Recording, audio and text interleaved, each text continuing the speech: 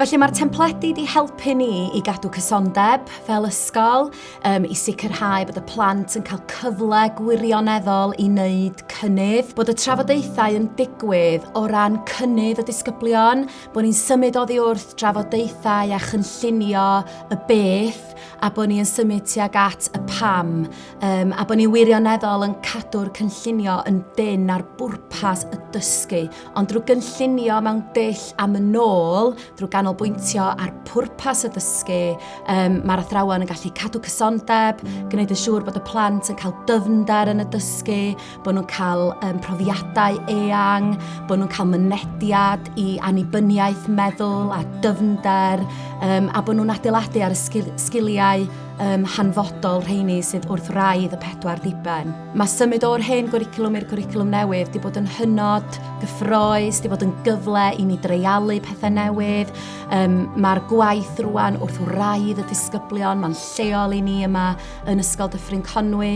Mae'r cwestiynau allweddol yn gwestiynau sy'n gwneud i'r plant feddwl, gwneud i ni fel athrawon feddwl wrth i ni gynllunio'n gwaith. Mae'r templad wedi golygu bod yna gysondeb o fewn meysydd dysgu a phrofiad, ond mae o hefyd yn rhoi yr hyder a'r cyfleon na i athrawon lunio cwricwlwm sy'n addas i'r plant sydd o'i blaenau nhw. Mae'n hynod o bwysig bod ni'n addasu i anghenion y disgyblion.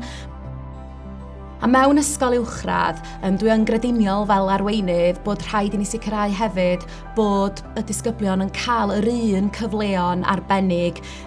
Dim ots pwy ydy'r athro, mae'n holl bwysig bod bob disgybl yn cael y cyfleon gorau. Mae'n cynlluniau ni yn gynlluniau newydd bob blwyddyn.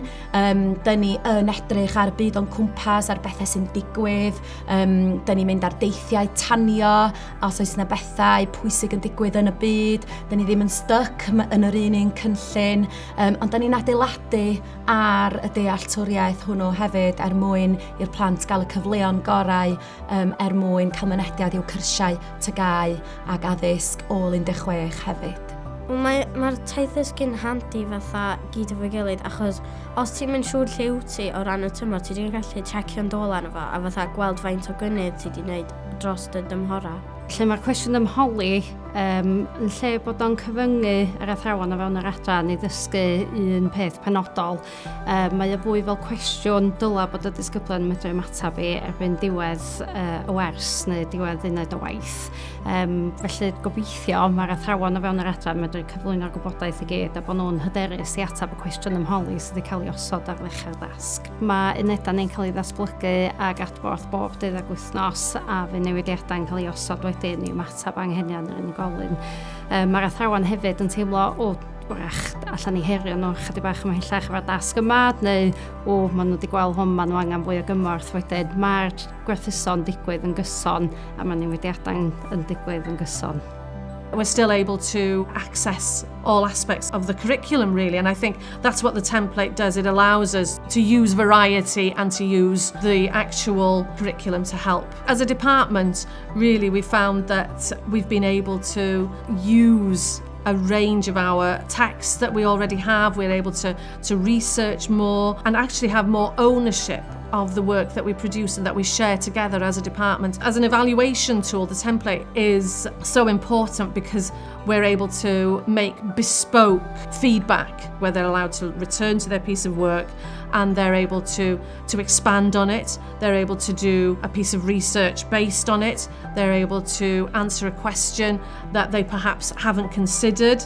So it really offers us plenty of opportunities to actually personalise the learner's learning.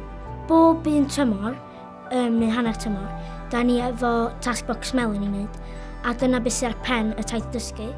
Felly da ni'n wneud lot o dasgiau bach i gyrraedd hwnna. Mae sicrhau annibyniaeth, barn ac bod ganddyn nhw le yn y cwricwlwm yn bwysig i ni.